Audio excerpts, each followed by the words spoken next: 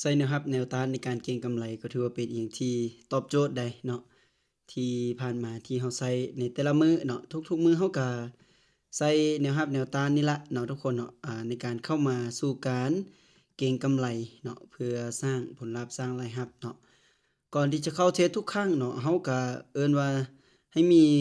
ความรู้หน่อยหนึ่งหั่นแหละเนาะก่อนที่ว่าเราจะเข้ามาเทรดอันนั้นเนาะนี่เนาะ ก็ก่อนเทรดเราก็พยายามตีโซนตีกรอบราคามันปะไว้เนาะว่าปัจจุบันนี้ตลาดมันมีตัวใดเป็นกรอบใหญ่ตัวใดเป็นกรอบน้อยเนาะเราก็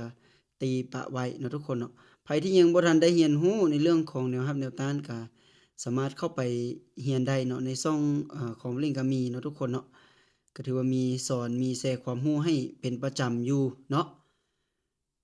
มาการเทรดของเราแม่น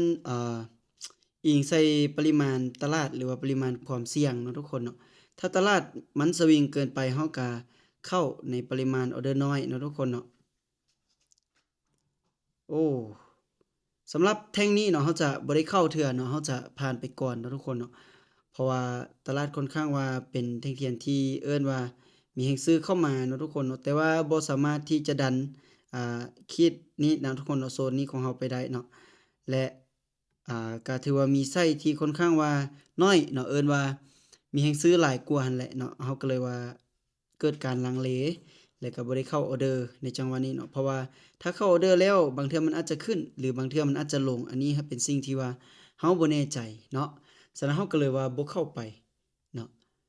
เดี๋ยวเราจะมาเบิ่งออร์เดอร์นี้เนาะทุกคนเนาะถ้าหากว่าแท่งเทียนแท่งนี้เนาะอ่าดันราคาขึ้นไปเดี๋ยวเราจะตีโซนน้อยๆของมันปะไว้เนาะทุกคนเนาะตีโซนน้อยๆปะไว้เนาะ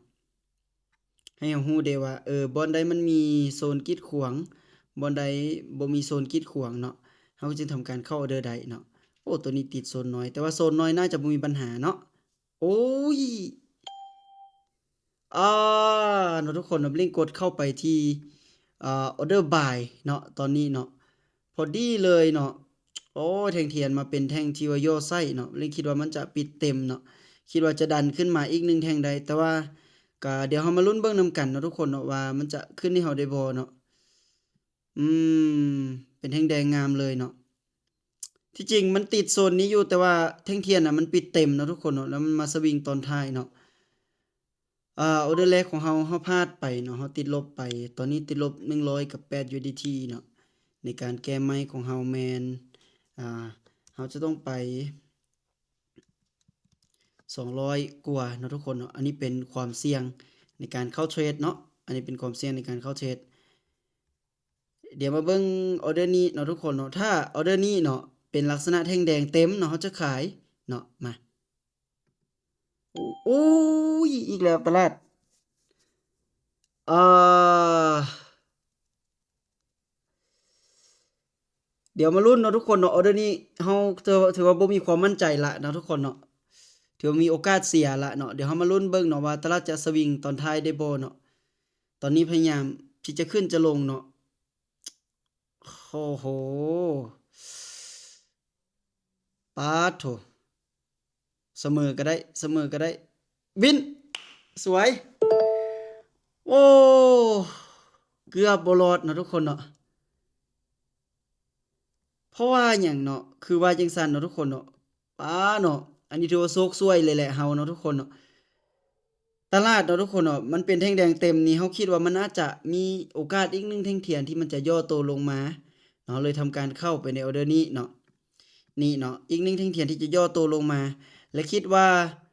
ถ้าหากว่าปิดเต็มอาจจะมีโอกาสทะลุลงมาเลยแต่บังเอิญดันมีแรงซื้อเข้ามาวาบตอนท้ายคล้ายๆกับจังหวะแรกที่เราเข้าไปเนาะเพราะว่าเป็นตลาดที่สวิงพอสมควรเนาะแต่ว่าทั้งนี้ทั้งนั้นเนาะเราก็ถือว่าได้บทเรียนเนาะต่อไปเดี๋ยวเราจะต้องรอคู่เงินที่ตลาดนิ่งกว่านี้เนาะการที่ไปเจอตลาดบ่นิ่งนี่บ่ได้เนาะเหงื่อแตกเลยทุกคนเนาะอ่าหากอาบน้ำมาเหงื่อแตกเหงื่อแตนเลยออเดอร์เราเข้าไป200เนาะเป็นเงินที่ก้อนที่ใหญ่สมควรเนาะออเดอร์นี้ปาเป็นเงินบ้านเราก็ล้าน2ล้านปลายเนาะเข้าไปเอ่อ2ล้านปลายอันนี้ก็5ล้านปลายเนาะ เนาะเกือบเนาะเกือบพอแตกเนาะทุกคนเนาะ แต่ว่าทั้งนี้ทั้งนั้นเราก็ทำกำไร110 USDT ได้เนาะ 110.5 USDT ได้ก็ถือว่าโอ้อีหลากอีเหลือเนาะทุกคนเนาะเพราะว่าเราไปเจอตลาดที่สวิงเนาะเนี่ยเนาะมันอาจจะเป็นลักษณะนี้เนาะแต่ว่าเราก็ผ่านพ้นมันมาได้ก็ถือว่าเป็นประสบการณ์อีกอย่างหนึ่งเนาะว่าคอยเตือนใจเราว่าเวลาที่ตลาดสวิงเราบ่ควรที่จะเทรดเด็ดขาดเนาะฉะนั้นเราควรเลิกเทรดตลาดที่มันบ่สวิงดีกว่าเนาะโอเคทุกคนเนาะก็ประมาณนี้เนาะโอ้โฮเนาะเหงื่อแตกเลยเนาะย้ำว่าคลิปนี้เนาะทุกคนเนาะเป็นแนวทางการเรียนการศึกษาเนาะสำหรับไผที่บ่มีความรู้ห้ามเข้ามาลงทุนเด็ดขาดเนาะทุกคนเนาะเพราะว่ามันอาจจะเฮ็ดให้เราเนี่ยสูญเสียทรัพย์สินหรือเงินทุนของเราได้ในกรณีที่เราบ่มีความรู้เนาะแต่ถ้าหากว่าเรามีความรู้เราก็ต้องยอมรับความเสี่ยงมันได้แล้วก็ต้องมีวินัยเนาะโอเคทุกคนบ๊ายบายประมาณนี้ทุกคนเนาะ